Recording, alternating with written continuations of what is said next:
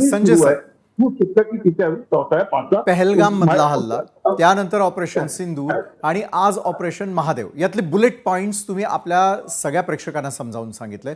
पुढचा प्रश्न नवनाथजी आपल्यासाठी. नवनाथजी, ऑपरेशन सिंदूरवरून झालेल्या आणि सुरू असलेल्या चर्चेवर तुम्ही म्हणजेच आपलं सरकार हे सर्व देशाला किती समाधानी करू शकलेलं असं तुम्हाला वाटतं?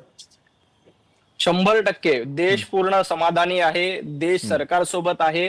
देश पाकिस्तान सोबत नाहीये. देश दहशतवादाच्या विरोधात कायम उभा राहिलेला आहे आणि देशातल्या प्रत्येक नागरिकाला ऑपरेशन सिंदूर बद्दल अभिमान आहे.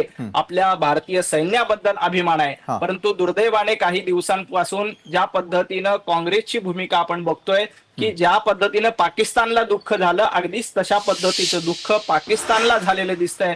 त्यामुळं अकांड तांडव आणि आक्रोश करण्याचं काम या ऑपरेशन सिंदूर नंतर केलं जातं. आता सध्या श्रावण महिना सुरू आहे आणि श्रावण महिन्यामध्ये ऑपरेशन महादेवच्या माध्यमातून पहलगाम हल्ल्यामध्ये ज्या पद्धतीनं निरपराध हिंदूंना, निरपराध भारतीय नागरिकांना मारण्यात आलं, त्या मारणाऱ्यांचा बदला घेण्याचं काम देखील हर हर महादेव मदत ऑपरेशन महादेवच्या माध्यमातून घेण्यात आले.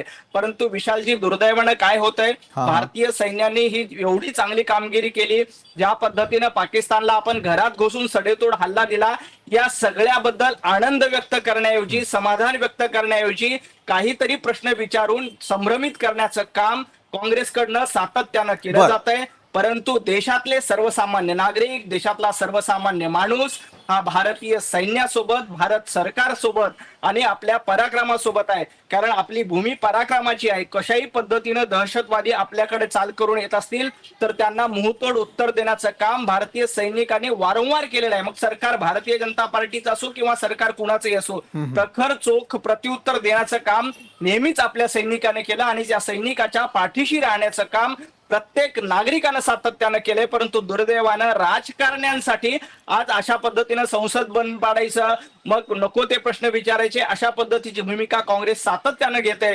परंतु भारत सरकार, भारतीय सैन्याने केलेल्या कामगिरीच्या पाठीशी अभिमानानं आपला भारतीय माणूस उभा आहे.